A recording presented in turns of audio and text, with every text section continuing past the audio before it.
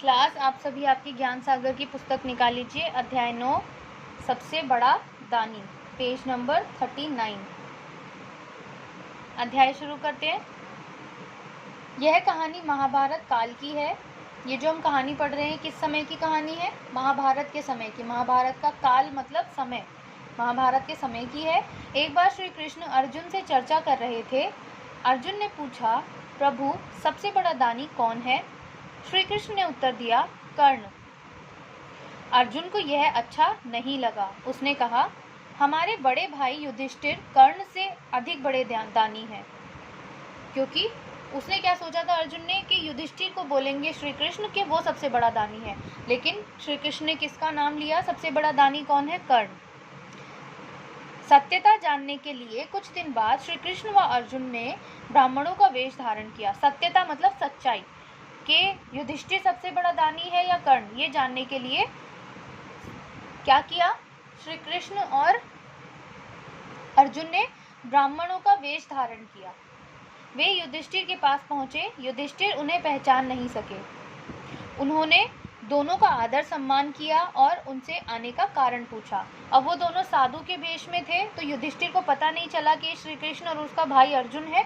तो उसने जैसे साधु लोग जो होते हैं उनका सम्मान करते हैं, ऐसे उनका वेलकम किया, उनका बहुत आदर सत्कार किया, फिर उनसे आने का रीज़न पूछा।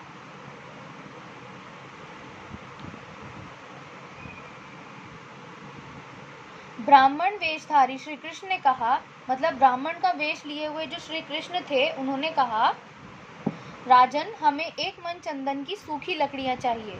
राजन मतलब राजा, कि हमें एक मन चंदन की सूखी लकड़ियां चाहिए। युधिष्ठिर ने तुरंत सेवकों को दौड़ाया, लेकिन सूखी लकड़ियां कहीं नहीं मिली। युधिष्ठिर ने दोनों ब्राह्मणों से क्षमा मांगी और कहा, कई दिन से निरंतर वर्षा होने के कारण चंदन की सूखी लकड़ियां नहीं मिल सकी। इसके बदले आप और कुछ मांग लीजिए। अब यहाँ युधिष्ठिर उन दोनों साधुओं की मदद तो करना चाहते थे, लेकिन चंदन की लकड़ी ज़्यादा लगातार बारिश होने की वजह से उनको सूखी चंदन की लकड़ी चाहिए थी, वो नहीं मिली। ब्राह्मण बोले, कोई बात नहीं, हमें और कुछ नहीं चाहिए। वे वहाँ से चल दिए। युधिष्ठिर ने बोला कि आप चंदन की लकड़ी के बजाय और कुछ ले लो, क्योंकि उसको अच्छा नहीं लग रहा था कि उसके घर से या उसके महल से दो साधु खाली हाथ जा रहे हैं, जो कि उस टाइम पे बहुत गलत माना जाता था। लेकिन उनको और कुछ नहीं चाहिए था, तो वो वहाँ से चले गए।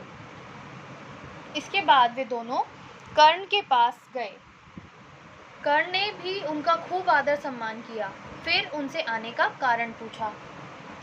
ब्राह्मण वेशधारी श्री कृष्ण ने कर्ण से भी एक मन चंदन की सूखी लकड़ियां मांगी। जो श्री कृष्ण थे ब्राह्मण के वेश में, वहाँ श्री कृष्ण ने कर्ण से भी क्या मांगा? एक मन चंदन की सूखी लकड़ियां। कर्ण ने बाहर देखा, अभी भी वर्षा हो रही थी, जो कि निरंतर कई दिनों से जारी थी। अब कर्ण ने बाहर देखा कि बाहर तो अभी भी बारिश हो रही है, काफ़ी दिन से चल रही है। उसने सोचा, ऐसी भयंकर वर्षा में चंदन की सूखी लकड़ियां आसानी से नहीं मिलेंगी। उसके महल के सभी दरवाजे चंदन की लकड़ी से बने हुए थे। दरवाजों की लकड़ी सूखी थी। कर्ण ने धनुष बाण उठाया और बाण चलाकर एक दरवाजे को तोड़ा और लकड़ियों का ढेर लगा दिया।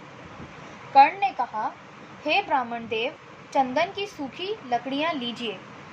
ये देखिए, आपकी बुक में पिक्चर के साथ ही दिया हुआ है। यहाँ पर कर्ण ने क्या किया, अपने घर का, अपने महल का जो एक दरवाज़ा था, चंदन की लकड़ियों का दरवाजे बने हुए थे, तो उसने एक दरवाजे को ही तोड़ दिया और एक मन चंदन की लकड़ियाँ उन दोनों साधुओं के सामने रखी और कहा कि हे राजन, हे ब्राह्मण देव, चंदन की सूखी लकड़ियाँ लीजिए। ब्राह्मण वेशधारी श्री कृष्ण ने कर्ण से कहा, हे दानवीर कर्ण, तुमने इतना सुंदर दरवाज़ा क्यों तोड़ दिया? कर्ण ने उत्तर दिया, महाराज, इस समय सूखी चंदन की लकड़ियां मिलना संभव नहीं था। यह दरवाजा तो दोबारा भी बनवा लिया जाएगा। ब्राह्मण वेशधारी श्री कृष्ण और अर्जुन लकड़ियां लेकर आ गए।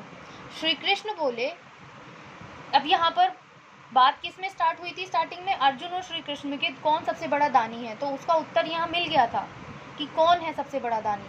तो फिर श्री कृष्ण क्या बोले, हे अर्जुन, तुमने देख लिया कर्ण का दान? युधिष्ठिर के महल के दरवाजे भी चंदन की लकड़ी के बने हुए थे। उन्हें इसका विचार नहीं आया। अर्जुन ने स्वीकार कर लिया कि कर्ण ही सबसे बड़ा दानी है। इस अध्याय से, इस कहानी से हमें क्या शिक्षा मिलती है? सच्चा दानवीर सुंदर से सुंदर वस्तु का भी दान कर देता है। जो व्यक्ति सच में दानवीर होता है वो क्या करता है, उसकी सुंदर से सुंदर अगर कोई वस्तु होगी तो वो उसका भी दान कर देगा। ऐसे व्यक्ति को हम सच्चा दानवीर कहेंगे।